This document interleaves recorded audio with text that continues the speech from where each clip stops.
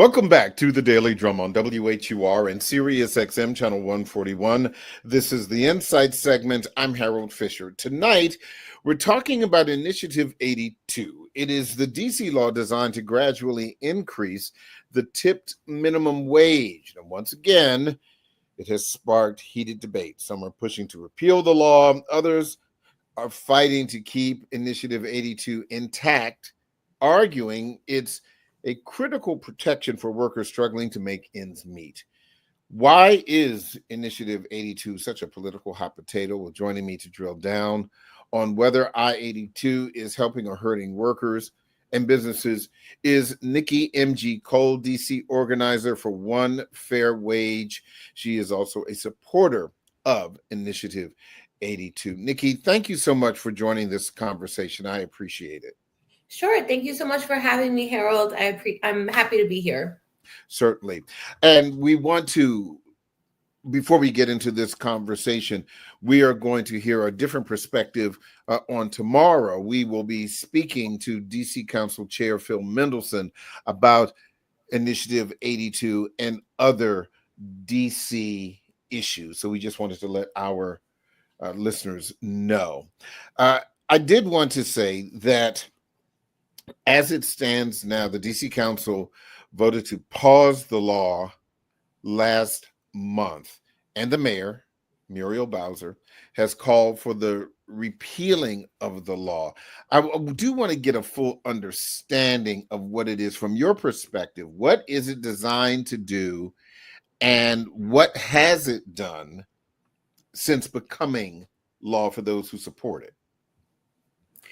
Yeah, so Initiative 82 was a ballot initiative that calls to gradually increase the tipped minimum wage over like a 10-year period. And so it's been a while, and I can't remember. I think we're in like year 6 or 7 at this point of it. There was supposed to be a raise on July 1st, the next increment of it.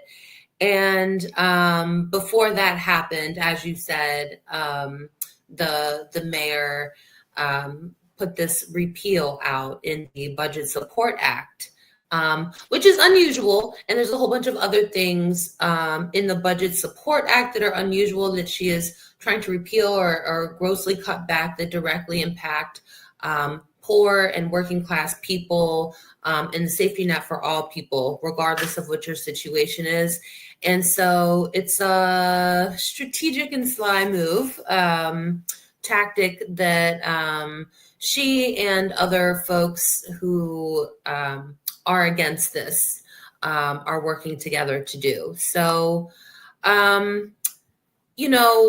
the purpose of Initiative 82, and before that, there was a ballot initiative before that, to I think it was Initiative 72, to increase the tip minimum wage and keep tips on top. The purpose of it is to essentially just do exactly that: bring people's hourly wage from $3.33 an hour up to the $15 an hour DC minimum wage, gradually over time, plus have their tips on top. And then once it reaches the pairing for the minimum wage to get raises according to the cost of living, just like the regular full minimum wage. The reason that so I've been working on this issue for a long time, and the reason that it came about was because, like, back in 2009, okay, that's how old I am. Back in 2009, I co-founded the Restaurant Opportunity Center of DC. We built our organization by going out and surveying and talking to nearly 600 restaurant workers about what their challenges were. And we went deep talking about people's daily lives in terms of what tips were like, What did they do when they were sick? What did they do with childcare, right? What was scheduling like? Did they deal with sexual harassment and racism? What was the impact? Like, it went really deep, okay? And we found a couple of things. And that the first and foremost, that the tipped minimum wage had been that for over 21 years, that it hadn't increased, whereas the other minimum wage had gradually increased. Not that it was ever anyone's getting rich off of it, right? But that it had increased to keep up with the cost of living somewhat, right? This one had stayed frozen. And so what it meant was that basically tipped workers, when $3.33 meant something, right, in the 1980s, right, it didn't mean the same. That $3.33 didn't carry as far as it did in 2009 to cover anything. What we found, in fact, was that most tipped restaurant workers, particularly in the like fast casual, quick serve, casual spots like mom and pop places, that that $3.33 in Washington, D.C. just completely got ate up. So they really never got a check. Mm-hmm. It just meant they were completely relying on tips. What we discovered also was that tips fluctuate according to so many factors, right? From things like the weather and what events are happening in a particular neighborhood, to not so innocuous things like race and accent and appearance, and gender, right? That people's perceptions impacted the way that they tipped, right? And also in the way that folks were scheduled, and also in the way that people had access to certain types of jobs, right? So this was in 2009, 2010 that we were doing this research and discovered that. And we started by advocating for things like paid sick days. Restaurant workers in DC didn't have basic coverages, like even 3 days guaranteed for covered paid sick days at minimum wage. And this is something like a public health issue, right, that you want workers to have, but they didn't have that. So we built a campaign to win that for workers, and we did. But in that conversation, the workers of DC kept talking about, this is helpful, but it doesn't really help me cover my bills or rely on something, right? What we really need is a full minimum wage. We need a living wage plus tips on top in order to pay rent, get groceries, make transportation, pay childcare in DC, right? And so that eventually launched into the first ballot initiative to raise the tip minimum wage, which we won overwhelmingly in DC. The DC City Council overturned that, right? And then the voters said, "Oh my God." Yeah. This is what they wanted.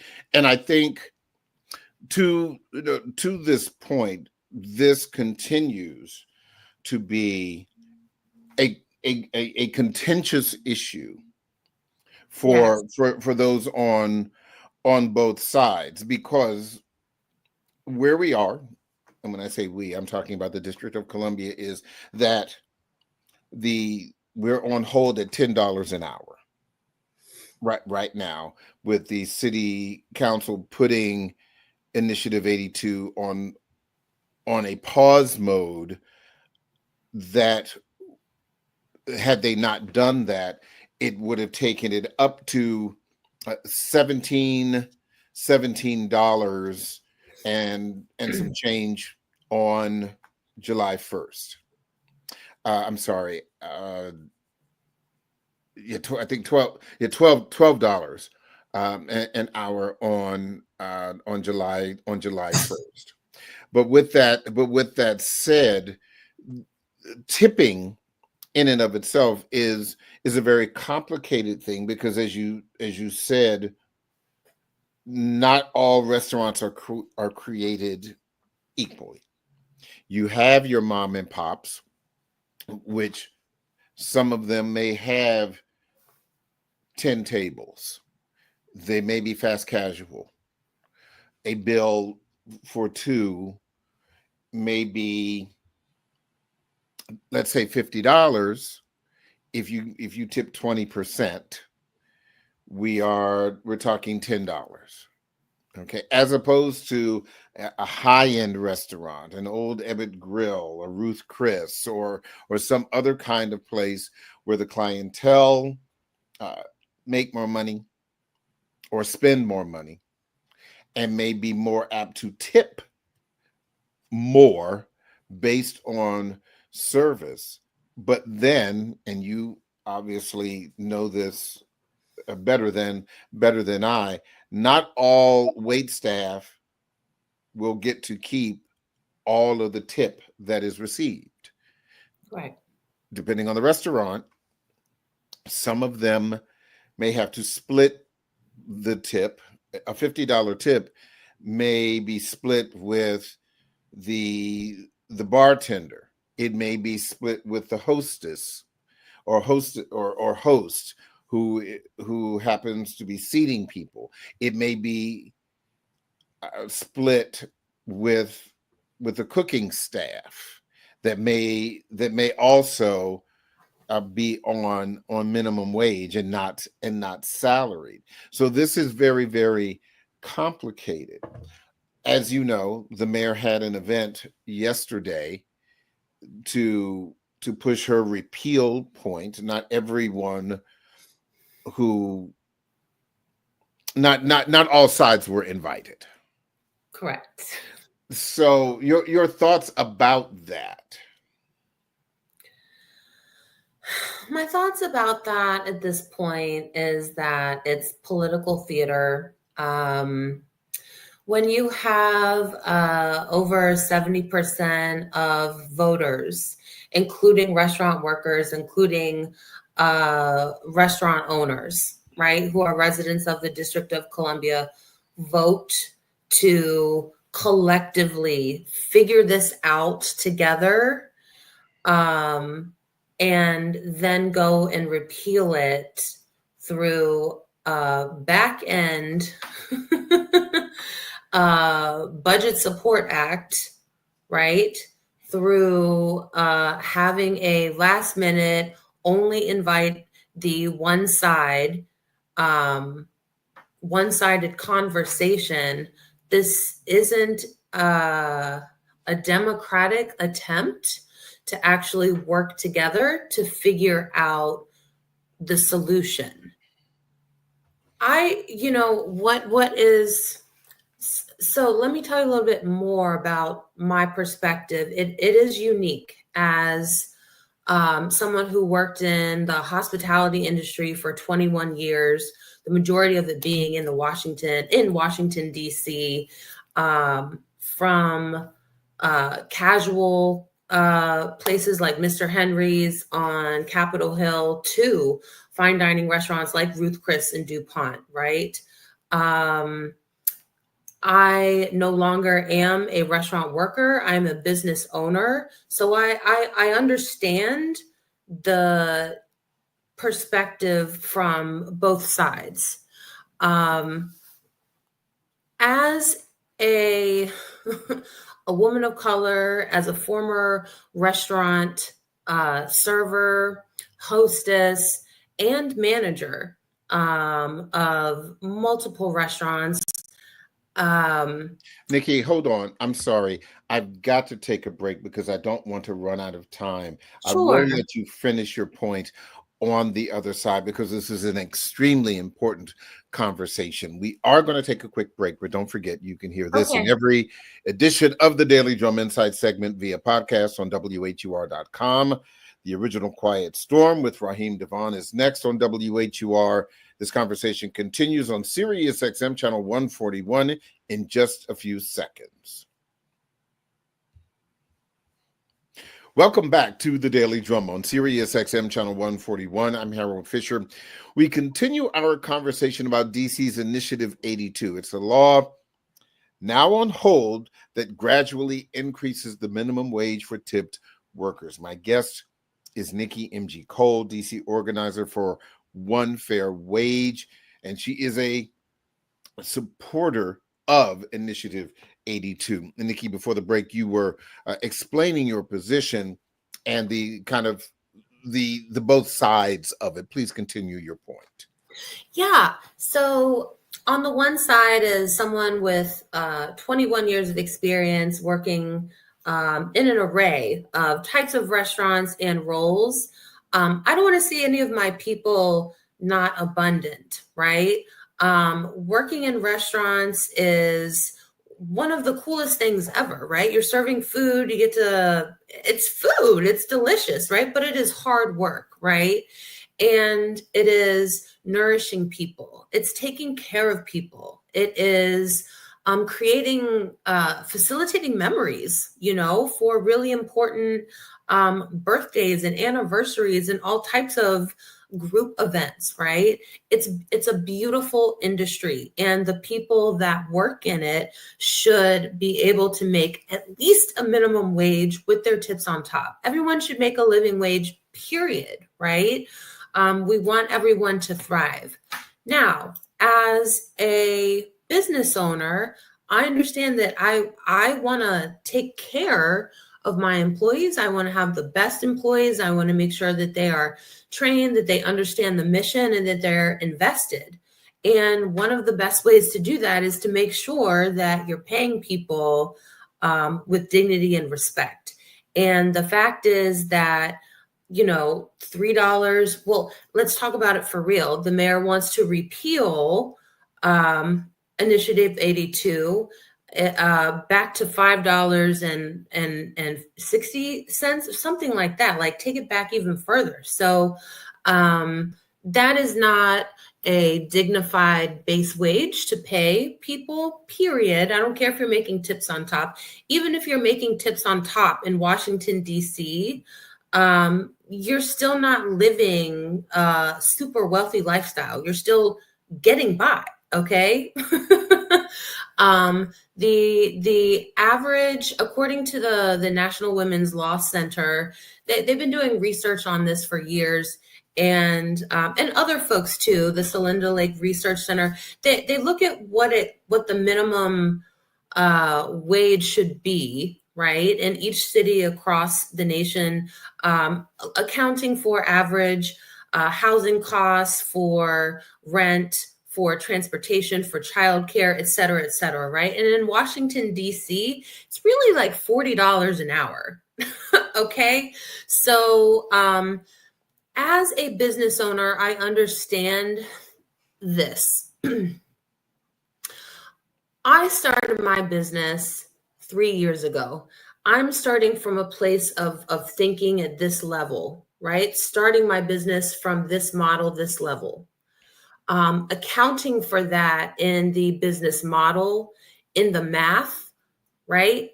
And that is easier for me, right? As a new restaurant owner or a new business owner, to start fresh from that level and experiment from that level. What we are asking DC restaurants who have been established for 10 years, 25 years, 50 years, right, is to shift a formula that they have that's rooted in a foundation of exploitation, that's actually rooted in a foundation of slavery in the United States. No one likes to talk about that, right? But if you look at the history of where the minimum wage and the tip minimum wage occur, in the 1930s, with the passage of the New Deal, basically several industries, the restaurant industry, the farm industry, the domestic industry, places where Black people, in particular women, right, came or occupied in antebellum, pre-antebellum times, they were like, we are still not going to pay a minimum wage, right? It's going to be $0. And in the restaurant industry, it was $0 plus tips. Mm-hmm. Eventually, it became $2.13, Plus frozen tip. in 1991 plus Yeah. tips. And so it's taken a really long time to let these claws of inequity, of injustice, to loosen them up and let them go. And we're asking people whether they are racist or not in their hearts, right? A lot of people aren't, but we're asking them to think critically about how they are treating people, how they're doing business, and to reformulate. And that is hard. And so I'm sorry that Andy's not here today, because I'd really love to hear his perspective as an active business owner who has been going through this change, who knows what it's like to scale, to sustain, to have to scale back, pivot, figure it out, right? And keep going. Like, that's really valuable. What I would love for Muriel Bowser to do instead of what she's doing, what I would love for Anita Bonds to do and what she tried to do, which again is political theater, right? In my perspective, what I would love for them actually to do is invite all the sides, have a town hall, and have an honest discussion. And in that discussion, talk about solutions, right, for business owners. What would actually help them? Because I don't believe there's a lot of business owners that want to keep their workers down. They don't. What they need is business grants to help offset costs while they reformulate. Where are those type of resources from the government, right? For small business owners? Where are the mentorship pairings with people like Andy Shalal with small business owners who might need to see what they do back end to sharpen their operations, to sharpen their financial administration and reformulate things? What are the other legislative solutions that could help offset cost for the overall business while folks are going through a hard time? So I think some of the suggestions that I've talked about, that Andy has talked about, include things like getting rid of the triple bottom line tax for business owners in DC. If you, for example, if you are a business owner, a restaurant owner, but you don't own the building that you're operating in, you are renting it, right? So you're paying a lease. You're paying a lease. You're paying a lease. Yes. Mm-hmm. You also have to pay the property taxes on the building that you don't own. Why is that? Right? That's ridiculous. The owner of the building should pay the property taxes, who is receiving the rent from the tenant, right? Like, so that is something that needs a fix. There are other like small corporate tax offsets, right? That could happen. So I think we need to be thinking creatively about solutions that uplift both the business owner and the worker together.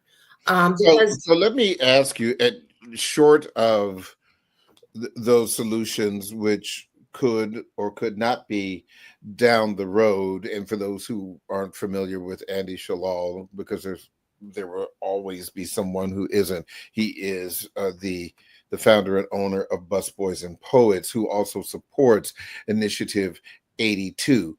Not speaking for him, he was supposed to be on this program, but had to bow out at the last moment. But the Andy Shalals are sitting at the top of the heap. He has a restaurant empire. And as you know, even if you have a restaurant that is doing better than breaking even, the profit margin for restaurateurs is narrow. It can be very, very narrow. Now, certainly, if you own several restaurants and are continuing to expand, then that would suggest that you are successful and have the wherewithal to make those pivots and to pay your wait staff a livable wage. But again, some restaurants, according to the mayor, are really struggling. Others have closed as a result of Initiative 82. And short of that list of solutions that you just proposed in this discussion, uh, she believes and has said, political theater notwithstanding, that some restaurant owners do not see themselves surviving beyond this year if they have to sustain the increase of Initiative 82. So what do you say to them? This was obviously a long, hard-fought battle to get Initiative 82, only to have this possibly turn around. And let's be clear, eating out in the District of Columbia, it ain't cheap. You do have, and you remember there are all other kinds of service charges and fees that restaurateurs have passed on to customers. And so the bill that you think you're going to have when you first sit down to order your appetizer, entree, and your dessert with the raspberries and the blueberries on top and the mint leaf is considerably more when you get the bill. So it seems like everyone is fighting over this issue. Restaurateurs, waitstaff, politicians. What do you say to addressing that? Yeah, I mean, it is expensive to dine out in Washington, D.C. It's expensive to live in Washington, D.C., period. And Washington, D.C. restaurants, the restaurant industry actually has continued to not only sustain but grow in Washington, D.C., even after going through COVID. And this is recent data. I can send it to you for fact checking, but from the Department of Labor. And also Washington, D.C., despite how expensive it is to eat, has the highest tipping average in the United States. So what that says to me is that people still love to dine. They deeply value it. And the truth is, Harold, you know it, the prices have been going up ever since we've been alive, right? Dining out and everything. And we still find a way. We still have to eat. Mm-hmm. And so I think that this is a unique problem for entrepreneurs, for business owners in general, regardless of what industry you're in, is having to be in the practice of not resisting change, but being strategic, right? When the landscape shifts, it's about problem solving. I think that's what differentiates entrepreneurs from and problem solvers from businesses that keep going and from ones that ultimately fail, right? The conditions never stay the same, whether that's the cost of the food, the cost of the labor, the cost of the rent, the people in political office that effectuate the laws and hold you accountable, the people, the staff, right, at the administrative agencies that are checking to make sure everything always changes. And so nimble business owner, and I would hope a responsive and helpful business association that is supposed to advocate would also be training people on or providing resources on continual strategic planning and evaluation, support with pricing evaluation, support with applying, because Lord knows when you're running a restaurant, you don't have time to apply to extra grants, right? Like, I would love for the Restaurant Association to help give, apply to grants, right? Like, provide actual support that business owners need in order to grow and adapt and take care of their employees. Like, why is the answer always to give the least and hold back the people that actually operate the restaurant? Why is that always the solution? There is another way. It exists in multiple other states. 7 other states have pay their restaurant workers, their tipped employees, the full minimum wage, plus their tips on top. Their industries made it through COVID, through everything that we're going through right now. They're still going. Yeah. But let me ask you, what data do you have that would suggest that Initiative 82, since its implementation back in 2022, that it has worked for tipped workers? Yeah, I can. Like I said, I can send you the report. But share with me if you have any information off the top of your head, because I'm sure our listeners would like to know. I mean, because for those who have not made a decision about how they feel about Initiative 82, and this specific conversation is causing them to say, and wonder about it the next time they decide to go to a restaurant, whether it is in Northeast or in Georgetown or downtown or in Anacostia or what have you. And they may say, well, this is a $100 bill.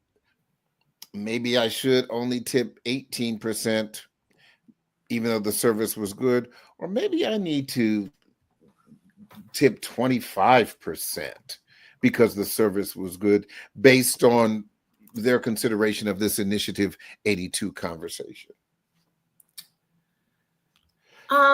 Yes. And even anecdotally, in speaking to the constituency of one fair wage, what are they saying? Yes. So actually, I'm just pulling up the report Sure, now, and I'm happy to send you this. You can share it with readers via the chat or whatever, the platform that you have. But yeah, so let's see here. From the Washington, D.C.'s restaurant industry, employment levels have actually hit new records 3 months in a row. So even with the increases in the tipped minimum wage, employment is still going up. So most recently reported employment for full service restaurants in DC showed that April 2025 was the highest level of employment ever recorded, with over 30,600 workers employed at full service establishments. I have a graph here from the U.S. Bureau of Labor Statistics. And again, more than happy to share this transparently with everyone. But if you look at the chart, it shows from 1990 to April 2025 employment trends in Washington, D.C. So it has grown from 1992 to approximately 10,000 workers, gradually increasing over time, minor dips along the way, but steadily increasing until 2020 at approximately 30,000 workers, and then took a steep dip in 2020 during the pandemic, down to about 5,000 workers, right? Like we're really hurting, okay, in 2020 and in the midst of the pandemic. But since then, okay, this is the incredible bounce back. This is for my Washington, D.C. people. This is our resiliency. Let me share this data with you. We have steadily climbed back our employment from 2020 to 2022 to 25,000 full-time employees to 2024 to back to 30,000 employees. This is pre-pandemic level, right? So over a 4-year period, we have steadily bounced back. And over the last this year in 2025, we're increasing. So the data from the U.S. Bureau of Labor Statistics shows that we are bouncing back. We're even with the passage of Initiative 82. These are overall workers, not restaurant workers, but overall workers. These are specifically full service restaurant establishments, not overall workers, full service restaurant establishments in the District of Columbia specifically. So you're suggesting that with more wait staff, because there are more people who are utilizing that are eating out. No. What this indicates is that employers are hiring more people, right? With Initiative 82, with their rates going up, with the cost of food going up, with the service charges, if they were closing, right? If they were closing, show us the data, right? What I keep hearing from the mayor, unfortunately, is political theater. The data is coming from anecdotes from some of their top spenders, right? Like this is not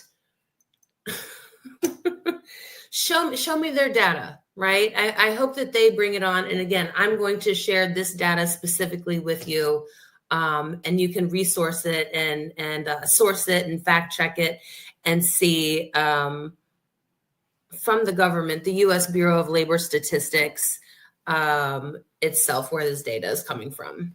So let me ask you, if Initiative 82 is repealed, what will that look like? You know, it's hard to say. I'm not a predictor of the future, right? But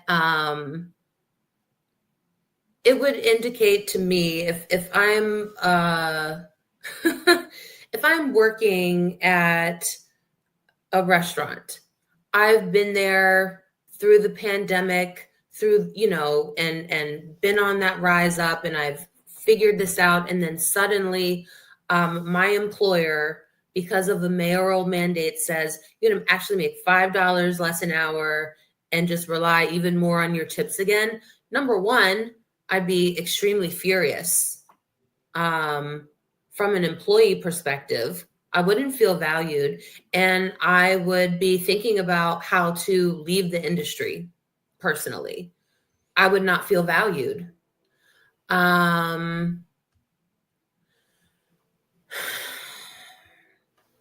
think that, and I think to the bigger point, what might that be for the DC restaurant economy? I mean, it doesn't run without the workers, period. It just does not run without workers. It takes people on the floor, people in the kitchen, people supporting, floating through to make it happen. And these are all low wage, mostly tipped or low minimum wage workers that make these magical experiences happen. And when you put your blood, sweat, and tears into making magic happen, and then someone tells you you're going to get paid less, you leave. And so that's what happened during COVID, which forced, right? Because a lot of owners tried to keep open and figure things out through the pandemic. They tried to figure it out, but they couldn't do it still paying people $2 an hour. Like, people are like, this is just not worth it, so they're not there. So I can't predict what happened. We couldn't predict that's what happened, but if that's the trend, the exodus of workers being like, F this, I'm out, because it's actually not valuing me, then I think something like that could happen again.